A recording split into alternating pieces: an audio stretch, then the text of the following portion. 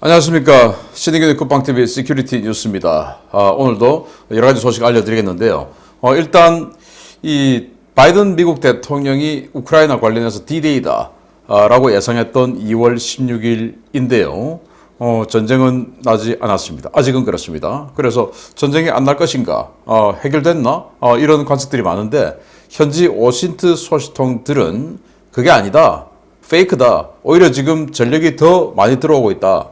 이런 그 내용들의 SNS들이 계속 올라오고 있어요. 그래서 이게 정말 전쟁이 끝난 건지 아닌지는 조금 더 지켜봐야 되겠다. 당연히 전쟁이 끝나기를 바라지만 아직은 조금 더 지켜봐야 되겠다 생각을 하면서 오늘 특히 2월 16일 북한에서는 광명성절이라고 하는 김정일이 생일 80주년이다 하는 바로 그날 아니겠습니까? 이날쯤 해서 북한에서 여러 움직임이 있는데 그 관련 소식 알려드리도록 하겠습니다. 첫 번째입니다. 국경 봉쇄와 사상 최악의 식량난 그리고 재정난이 계속되는 상황 속에서 김정은의 치적 사업이라는 이름으로 진행되고 있는 전국적인 살림집 건설에 주민들이 불만이 터져 나오고 있습니다. 김정은이 직접 현지 지도했던 혁명의 성지 삼지연에서는 새집 가져가고 헌집 달라는 요구가 빗발치고 있다는 소식입니다. 북한이 백두산 바로 아래 김씨 일가 혁명의 성지라며 대대적으로 개발 사업을 벌였던 양강도 삼지연의 새 주택가에서 온갖 하자가 발생해 주민들의 분노가 확산되고 있다고 RFA가 2월 15일 보도했습니다. RFA의 삼지연시 소식통은 전국에서 동원된 건설자들의 땀과 노력으로 백두산 중턱 산간 작은 도시 삼지연이 이국적인 모습으로 바뀌었다라며 새로 지어진 번듯한 주택에 들어가 사는 사람들은 큰 불편을 겪고 있다. 라면서 김정은이 직접 주민에게 선물한 것으로 선전되고 있는 살림집에 많은 하자가 있다고 전했습니다. 삼지연 신도시의 가장 큰 문제는 전기입니다. 북한은 삼지연의 신도시를 건설하며 아파트형 주택이나 일반 저층 주택 모두 에너지원을 전기로 통일해 난방과 취사 모두를 전기 에너지에 의존하도록 도시를 설계해 입주 예정 주민들의 호응을 얻은 바 있었습니다. 그러나 겨울이 되자 사정은 완전히 바뀌었는데요. 전기가 들어오지 않아 삼지연 신도시는 전등은 고사하고 야간에 난방과 취사조차 되지 않는 거대한 냉동고로 바뀌었습니다.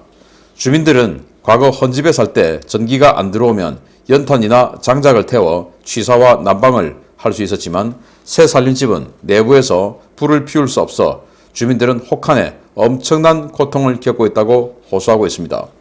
주민들은 차라리 예전 집을 다시 내놓으라고 당국에 분노를 표출하고 있습니다. 당국은 주민들의 분노와 불편은 아랑곳하지 않고 삼지연 신도시를 산간 문화도시의 표준이자 사회주의 이상향이라고 주장하고 있는데요. 이 정도 되면 당국의 대대적인 선전 목적이 김정은을 깎아내리려는 것이 아닌지 의구심만 커지고 있습니다. 김정은이 지금 이 광명성절 맞아서 여기 가서 축보 쏘고 좋다고 희낙낙거리고 있다고 하는데요. 그 김정은이 진짜 김정은인지는 아직은 알 길이 없습니다만은 아무튼 참 이 도시 멋집니다. 그렇지 않습니까? 김정은이가 청소년 시절에 스위스에서 유학을 하다 보니까 뭔가 좀 스위스스러운 거 이런 걸 조금 추구하는 것 같아요. 그래서 마치 스위스의 알프스 산간 마을, 산간 도시 이런 것처럼 지금 설계를 해서 만들었는데 지금 눈이 오다 보니까 더 그렇네요. 자, 그런데 문제는 이 삼지연을 설계를 할 때 예를 들어서 우리 같으면 도시가스가 들어가고 그래서 난방과 취사는 도시가스로 하고 그리고 이제 이런 전기가 또 따로 있고 그런 상황인데 이 삼지연 신도시는 정말 황당하게도 취사, 난방 모든 것을 전기로 하게끔 한 거예요. 아니 이게 말이 됩니까? 그래서 여기가 부엌인데 이게 싱크대입니다. 지금 여기는 철이나 스테인레스 이런 게 부족하다 보니까 싱크대에 따로 뭔가 스테인레스로 수전구 이런 걸 만들지 못하고 이렇게 이제 타일로 지금 다 만들어 놨는데 보시다시피 가스레인지가 없어요. 그냥 전기로 난방하고 전기로 밥하고 이런 식으로 다 하는 겁니다. 전기로 밥을 해야 돼요. 그런데 전기가 들어오지 않으면 쌀이 있어도 밥을 해 먹을 수가 없죠.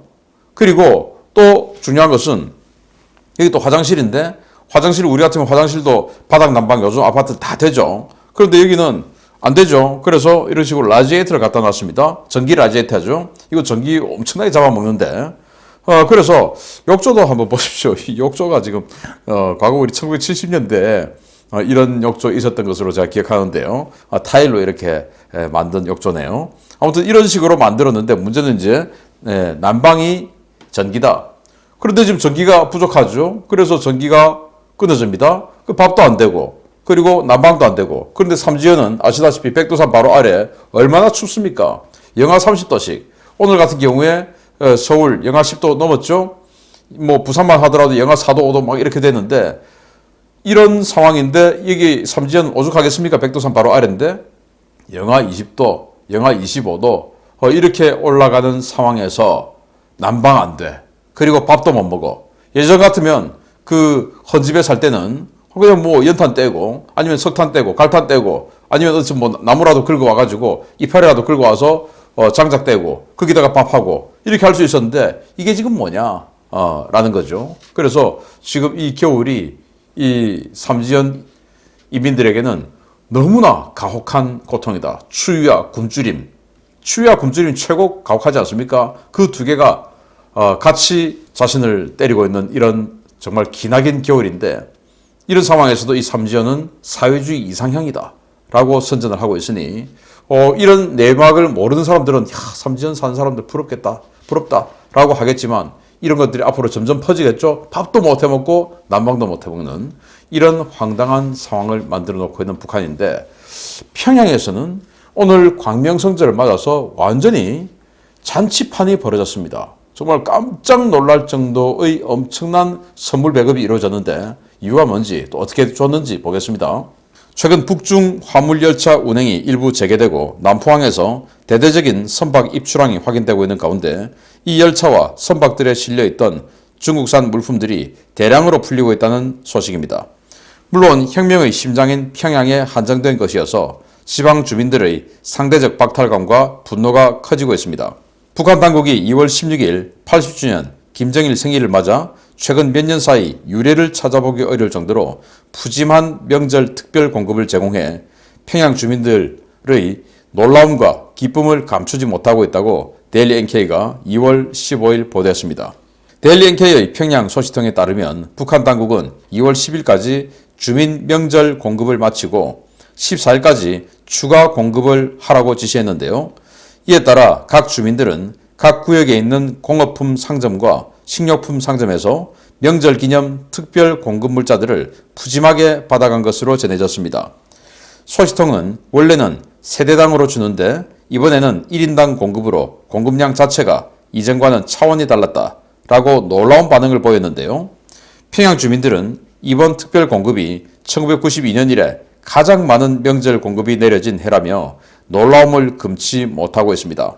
평양 시민들에게는 1인당 돼지고기와 콩기름, 조미료가 각각 300g, 된장 2kg과 간장 500g, 달걀 10개, 도루묵과 꽁치 등 냉동 생선 5kg, 설탕 500g, 밀가루 500g, 찹쌀 500g, 배추와 쑥갓, 시금치, 사과와 배, 감 등 냉동과일, 속옷 2벌과 비누 4개, 치약과 칫솔 각 2개, 휴지 10개, 담요 1장 등 최근 30년간 이루어졌던 공급 가운데 가장 파격적인 수준의 물자가 제공되었습니다. 중앙당 간부들은 더 많은 공급을 받았습니다. 간부들에게는 1인당 돼지고기 20kg, 오리와 닭 각 2마리, 냉동 생선 40kg, 각종 과일과 다과류가 들어있는 대형 상자, 밀가루와 콩기름, 설탕 각 10kg, 콩 30kg, 찹쌀 20kg, 조미료 2kg과 같은 식료품은 물론 양복과 구두, 한복, 화장품까지 제공되었습니다. 평양 주민들은 이번 특별 공급에 놀라움을 금치 못하면서도 이렇게 뿌리면 4월 태양절 때에는 아예 공급이 안 나올 수도 있으니 아껴야 한다는 불안감을 보이는 경우가 많았다는데요. 당장 쌀 한 되가 없어 굶어 죽는 이가 넘쳐나는 지방 주민들의 귀에 평양에서 벌어진 이 잔치판 소식이 들어가면 과연 어떤 일이 벌어질지 모르겠습니다. 정말 놀라운 양의 공급이 이루어졌습니다. 평양 시민들에게. 뭐 다른 지방은 없고 딱 평양 시민들에게만. 그래서 최근에 이 북중 간의 열차 운행이 재개됐는데 그렇다고 해서 그게 뭐 많이 이루어지는 거 아니죠. 그런데 제가 따로 시큐리티 뉴스에서 말씀을 드렸듯이 남포항을 통해서 많은 지금 화물선이 들락날락거리고 있다. 그래서 이 화물선을 통해서 이런 물자들이 들어왔다. 저는 뭐 거의 대부분, 절대 대부분, 거의 99.9%가 중국에서 제공해준 물자가 아니냐라고 생각을 하고, 그러면은 중국을 통해서 이런 생필품, 또 이런 육류, 이런 것들을 이렇게 평양 시민들 전체에게 다 나눠줄 수 있는 비용을 지불할 능력이 되냐? 능력 안 되죠. 그러면 어떻게 해서 이 많은 물자가 들어왔나? 바로 1월 달에 뭐 미사일 7번이나 쏘고 하니까, 베이징 동계올림픽, 평화와 화합의 이 상징이라고 하는 올림픽 그 기간에 미사일 쏘고 하면은 이게 베이징 올림픽에 스크래치가 가니까 중국이 북한에게 올림픽 기간에는 제발 좀 쏘지 마라 라고 하는 선물 뇌물 차원이 아니냐라고 저는 분석을 합니다. 그래서 북한 스스로가 이러한 물자를 도저히 만들어낼 수 없는데 중국이 이런 물자를 제공해 줬다라고 판단을 하고, 그러면 나머지 2,300만 평양 시민을 제외한 나머지 2,300만 북한 인민들은 이 소식을 들으면 얼마나 화가 나겠습니까? 우리는 굶어 죽고 있는데 아까 말씀드린 삼지연 씨는 이게 난방도 안 되고 취사도 안 되고 이런 식으로 굶어 죽고 있는데 저기는 지금 완전히 그냥 물자 파티를 하네. 그리고 당은 보십시오. 당 간부들은 아니 돼지고기 20kg 거의 뭐 돼지고기 20kg에 한 마리가 통째로 잡은 거죠. 이런 정도로 엄청난 양을 주는데 이건 그거 가지고 또 장마당에 좀 갖다 팔아라 이 말 아니겠습니까? 이 정도로 많은 물자가 내려간 이 상황. 그러면 이제 다른 2,300만 북한 주민들이 이 소식을 들어야 됩니다. 그래서 신인균의 국방TV, 이 시큐리티 뉴스, 또 뭐 다른 어떤 그런 대북 방송 이런 것들이 계속 북한으로 들어가야, 휴대폰을 통해서 들어가야 뭐야 우리는 이렇게 굶어 죽는데 하고 분노가 치밀어 오르겠죠. 그렇게 해서 북북 갈등을 일으키는 이런 것들이 김정은 정권을 무너뜨리는 길이다 라고 생각을 하는데요. 이렇게 이런 잘못을 저질러 놓다 보니까 뭔가 자신이 좀 꺼림직한 게 있는지 아주 이상한 명령을 내려서 전군에 완전히 전시 비상체제를 내렸습니다. 보겠습니다.